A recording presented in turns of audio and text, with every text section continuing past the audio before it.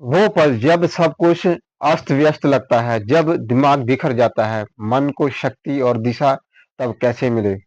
नमस्कार दोस्तों। दोस्तों आज हम इसी विषय पर चर्चा करेंगे। हर इंसान के जीवन में ऐसे पल आते हैं जब दिमाग पूरी तरह बिखर जाता है, जैसे कोई पहेली जिसके टुकड़े इधर-उधर बिखरे हों।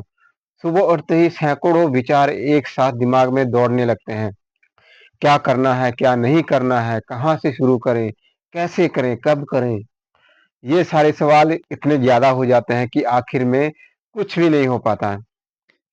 दोस्तों, यह स्थिति को हम अलग-अलग नामों से पुकारते हैं। इनके नाम हैं मानसिक अव्यवस्था, ओवरथिंकिंग, तनाव और चिंता, फोकस की कमी, बर्नआउट जैसे।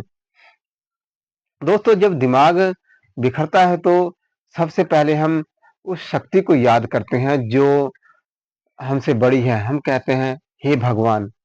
मेरी मदद करो, सब ठीक कर दो, रास्ता दिखाओ।" यह स्वाभाविक है।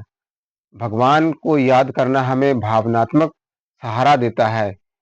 यह हमें यह एहसास दिलाता है कि हम अकेले नहीं हैं, लेकिन यहाँ एक महत्वपूर्ण सत्य है। भगवान रास्ता दिखा सकते हैं, लेकिन चलना हमें खुद ही पड़ता है।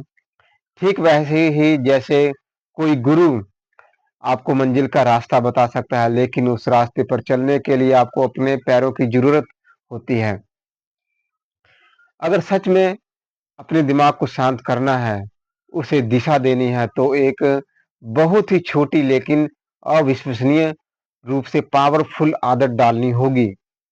ये कोई जटिल ध्यान पद्धति नहीं है, ना ही कोई महँगा कोर्स है, ये बेहद सरल है।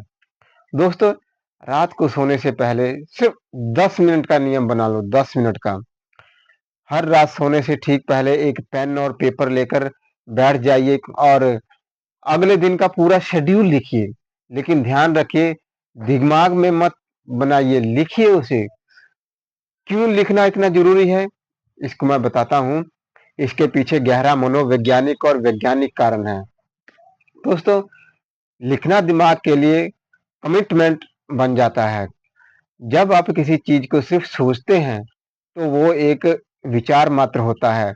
विचार तो आते-जाते रहते हैं, लेकिन जैसे ही आप उसे कागज़ पर उतारते हो, वो एक कमिटमेंट बन जाता है।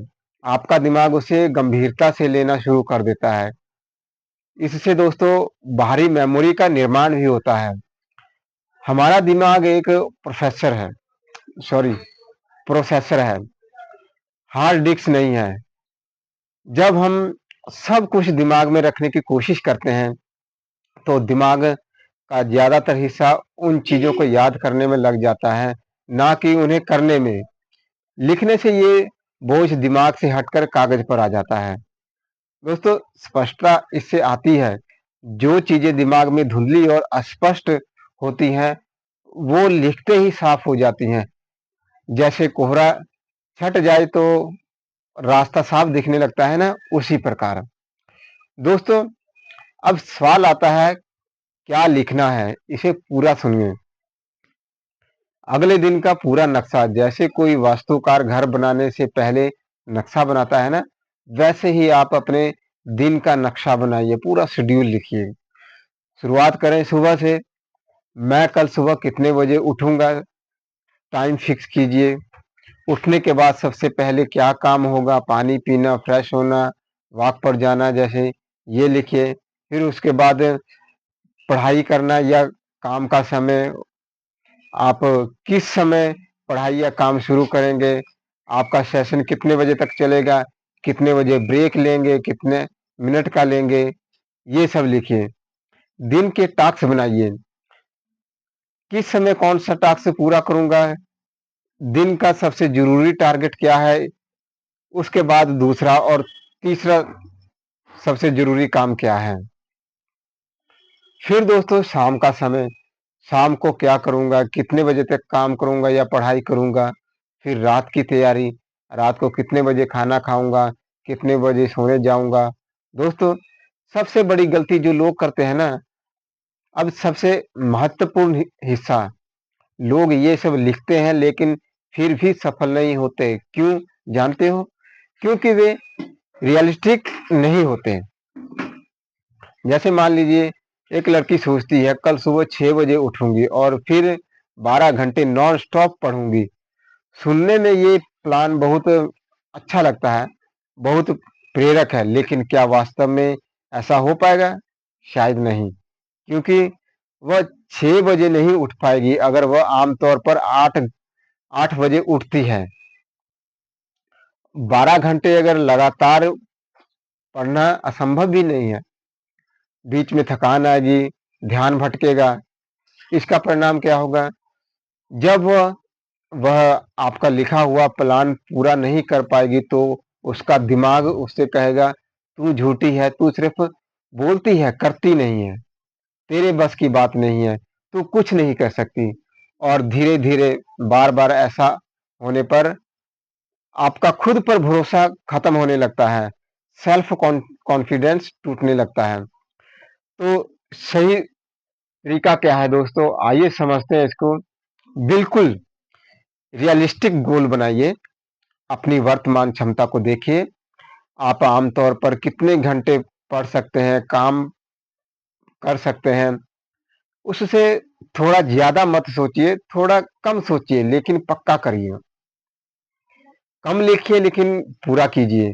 अगर आप 12 घंटे पढ़ने की जगह सिर्फ 4 घंटे पढ़ने का लक्ष्य लेते हैं ना, और वो 4 घंटे पूरा कर लेते हैं तो क्या होगा? तो आप जानते हैं आपका दिमाग कहेगा वाह! मैंने वो कर दिखाया जो मैंने सोचा था।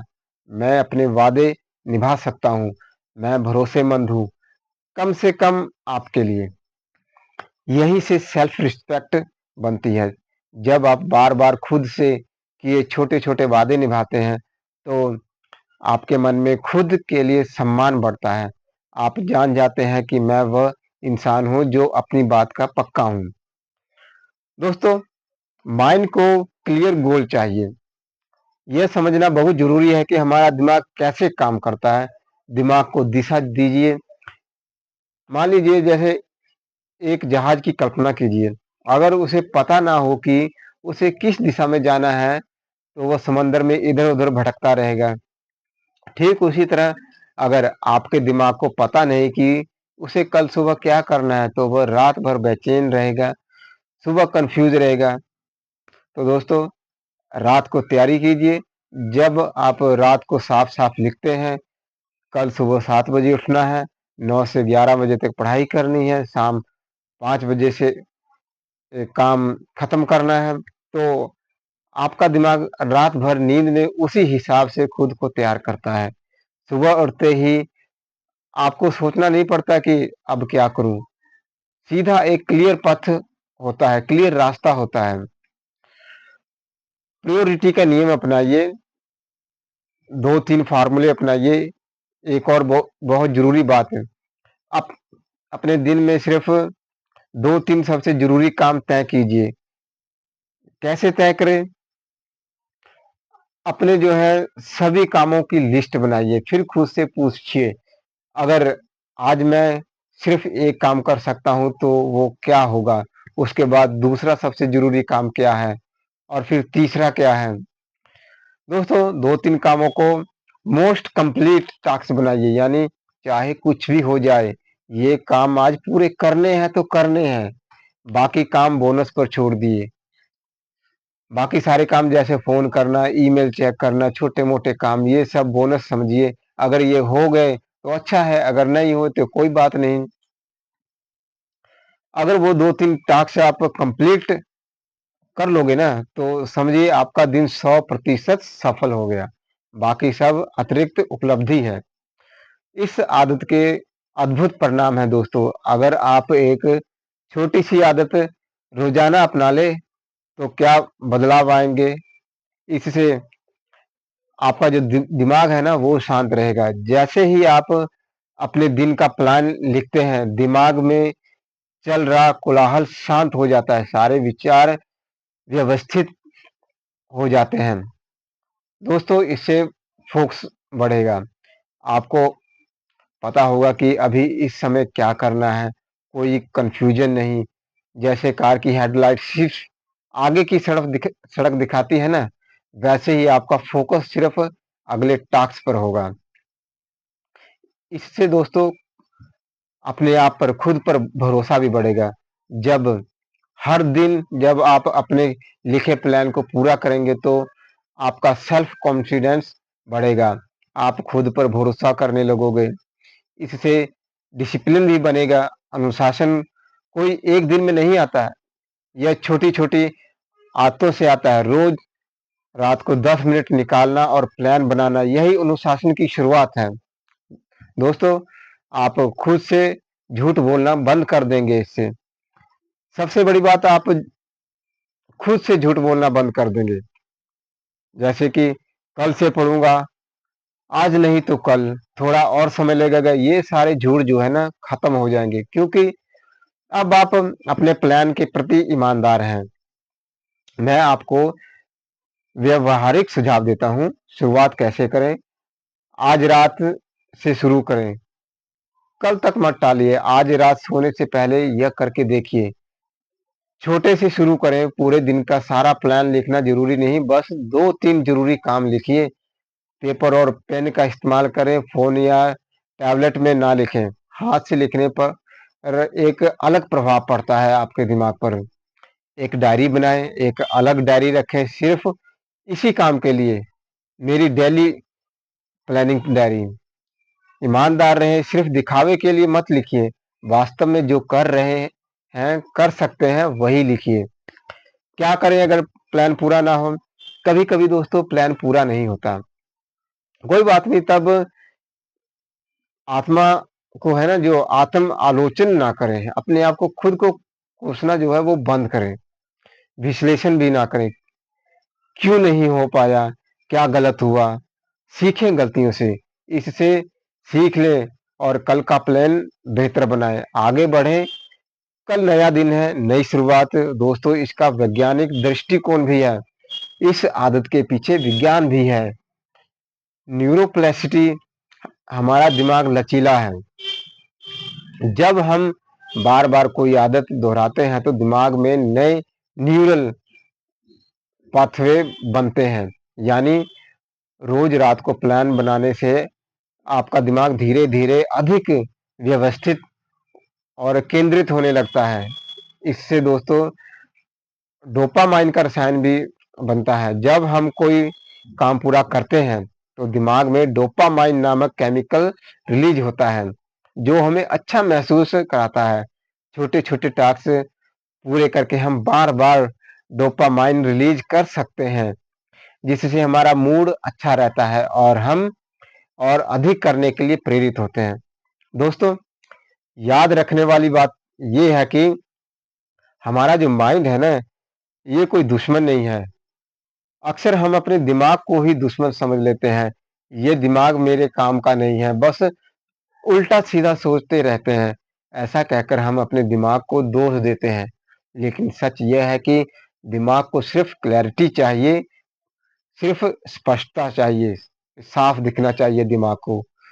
और क्लैरिटी आती है लिखने से, जो दिमाग में उलझा है उसे कागज़ पर उतारने से, रियलिस्टिक प्लान बनाने से, जो हो सके वही सोचने से, छोटे-छोटे वादे निभाने से आती है, खुद से किए वादे को पूरा करने से। तो दोस्तों, अगली बार जब दोस्तों दिमाग खराब हुआ, आपको लगे कि मेरा दिमाग खराब हो रहा है, जब सब कुछ उलझा हुआ लगे, जब समझ में ना आए कि क्या करें, भगवान को याद करना मत छोड़िए, वो ज़रूरी है, लेकिन इसके साथ-साथ रात को सोने से सिर्फ़ 10 मिनट निकालिए, पेन पेपर लीजिए और कल का रियल प्लान बनाइए।